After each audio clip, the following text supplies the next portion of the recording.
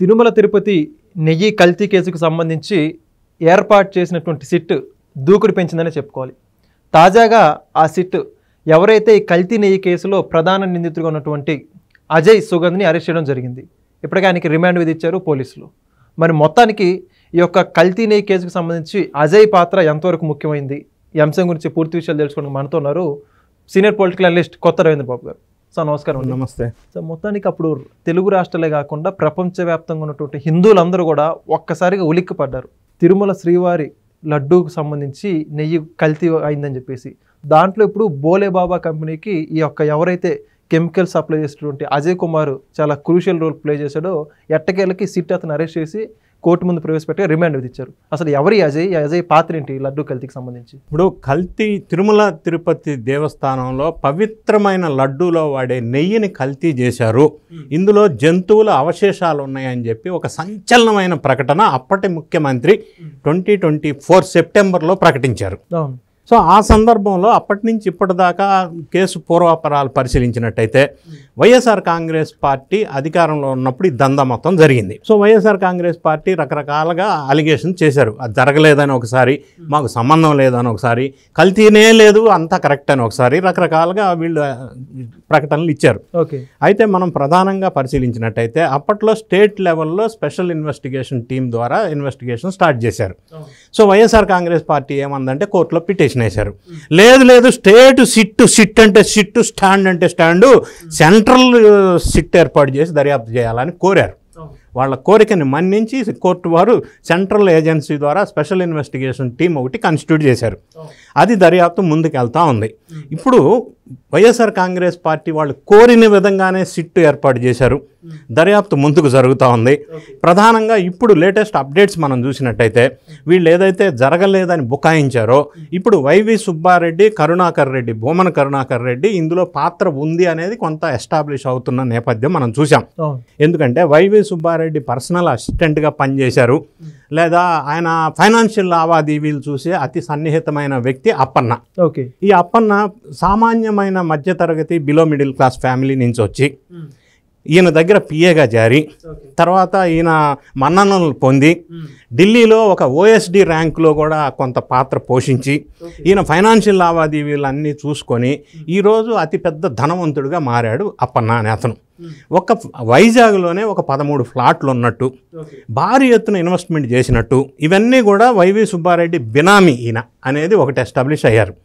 ఈ అప్పన్న వ్యవహారం ఒకసారి చూసినట్టయితే ఈయన ఎగ్జిస్టింగ్ సప్లయరు ఎవరున్నారు, ఎంతకి సప్లై చేస్తున్నారు అని చెప్పి ప్రొక్యూర్మెంట్ జిఎం దగ్గర డీటెయిల్స్ తీసుకొని ఆ సప్లయర్ని బెదిరించి భయపెట్టి కమిషన్ ఇవ్వాల్సిందే 1 కేజీకి 25 రూపాయలు అని చెప్పి డిమాండ్ చేస్తే దాని తర్వాత వాళ్ళు ఇవ్వనంటే కాంట్రాక్టర్ని మార్చి ఈ తిరుమల తిరుపతి ప్రొక్యూర్మెంట్స్ రూల్స్ అన్నిటిని కూడా వైలేట్ చేపించి వీళ్ళు కమిషన్ పొంది 67 లక్షల కేజీల నెయ్యి 2022 నుంచి 2024 వరకు అంటే 250 crores స్కామ్ చేశారు.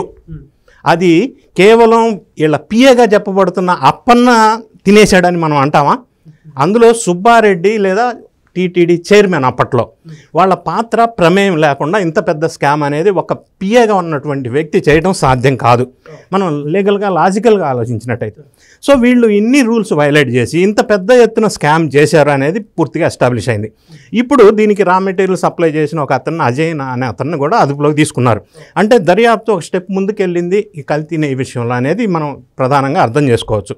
లేటెస్ట్ ఒకసారి వీళ్ళు ఏదైతే బుకాయించారో మనం దీంట్లో సబ్జెక్ట్ ఒకసారి చూసినట్టయితే పరిశీలించినట్టయితే తిరుమల తిరుపతి దేవస్థానం యాక్ట్ 1987 యాక్ట్లో సెక్షన్ 79 ఏం చెప్తుందంటే ఈ లడ్డుకి వాడే నెయ్యి ఎంత కాస్ట్ అయినా క్వాలిటీ నెయ్యి తీసుకోవాలా, కల్తీ నెయ్యి తీసుకోకూడదు అనేది ప్రధానంగా క్లియర్ రూల్ ఉంది. సో వీళ్ళు అటువంటి దాంట్లో 90% పామాయిల్ కలిపి జంతు అవశేషాలు ఉన్నటువంటి కల్తీ నెయ్యి తక్కువ ధరకి తీసుకొని కమిషన్లు పొందారు అనేది రూల్ వయలేషన్.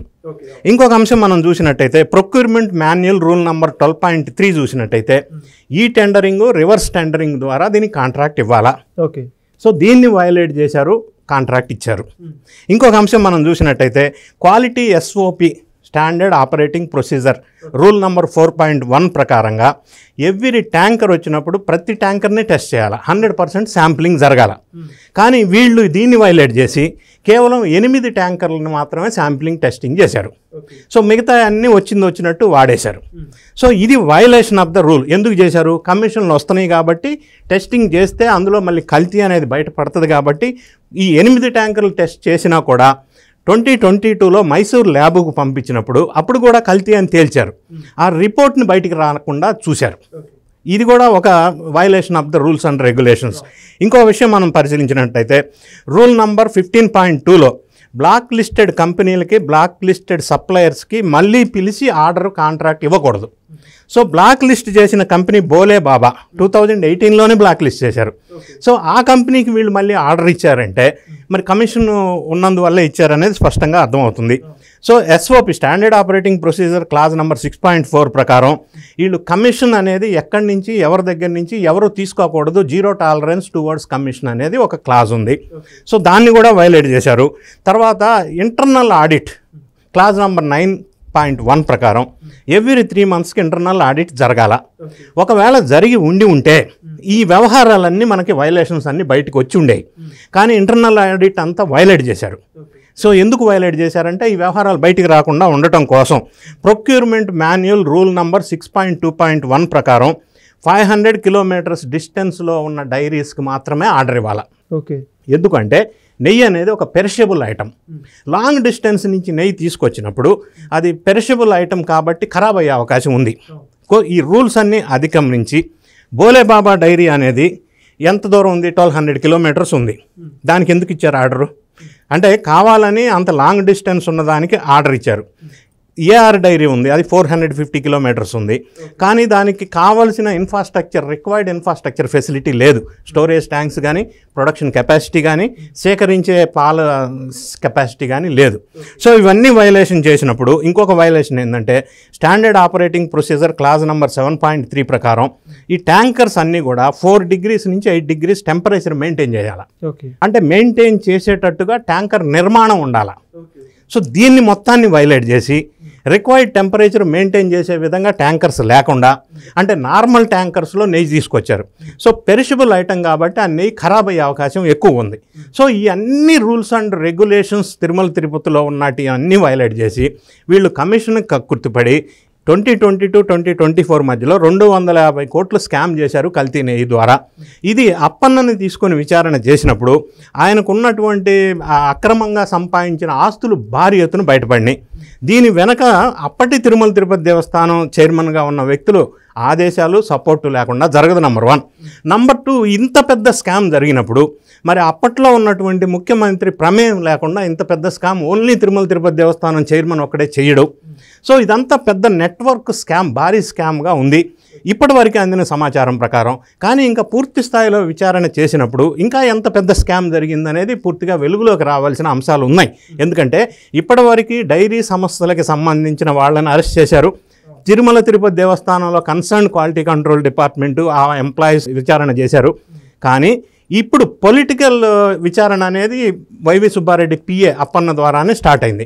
ఇప్పుడు దీనికి సప్లై చేసిన అజయ్ అనే ఒక అతను కొత్తగా వెలుగులోకి తీసుకొచ్చారు. ఇంకా ముందుకు దర్యాప్తు జరిగితే అసలు వెనకున్న సూత్రధారులు ఎవరు, వీళ్ళంతా ఒక పాత్రే కదా పోషించారు. సో అసలు సూత్రధారులు ఎవరు అనేది ఇన్వెస్టిగేషన్ జరిగితే పెద్ద మనుషులు, పెద్ద తలకాయలు బయటకు వచ్చే అవకాశం స్పష్టంగా ఉంది. ఎందుకంటే ఇది భారీ scam. Thank you so much. Thank you. Please subscribe to Leo News for more videos.